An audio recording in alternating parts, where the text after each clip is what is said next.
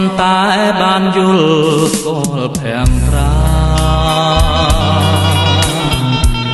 ចិនលួចប្រាថ្នាលើស្រីគេងក៏មិនដួងនឹកស្រមៃឃើញតែភាំងស្រីជាប់នឹងនេត្រាបងសូមផ្ញើនឹងចរណៃពីមួយយ៉ាងខ្លីគឺជាសាញ់ក្តីស្នេហាសូមអូនមេត្តាដល់ជំរាមផង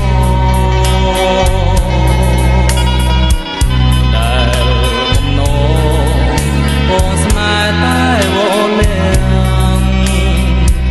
តើអូនព្រមស្ម័គ្រទេពីសេ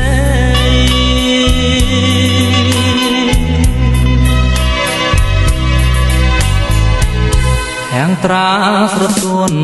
មានមុនស្នេហ៍ល្អផុតគេក្នុងលោកេបើសិនអូនព្រមរួ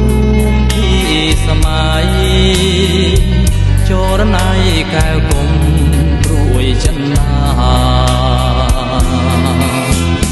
បងសូមច្រៀងចំរៀងស្នេហ៍ច្រៀងភ្នំបំពេប្រលឹងដែលរៀមស្នេហ៍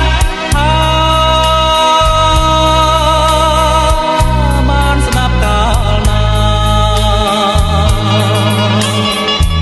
សូមចិនដាចេះប្រណីសូមចិត្តថ្លៃចេះខានដីសន់ដងដល់ស្នេហ៍របស់បង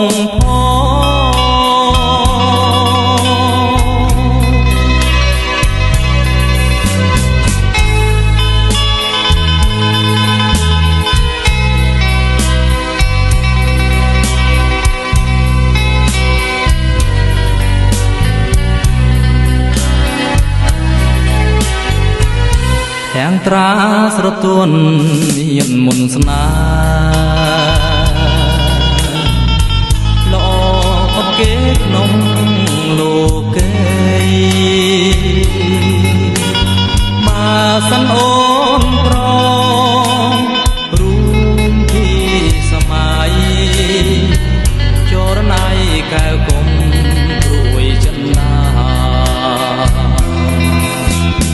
បងសូមច្រៀងចំរៀងស្នេហ៍ច្រៀងភ្នំបំពេប្រលឹងដែលរៀមស្នេហ៍បានស្ដាប់កាលណា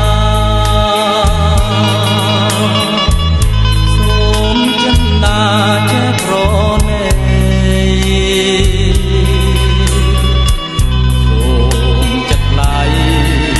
ចេះខានដីសន់ដងដល់ស្នេហ៍របស់បង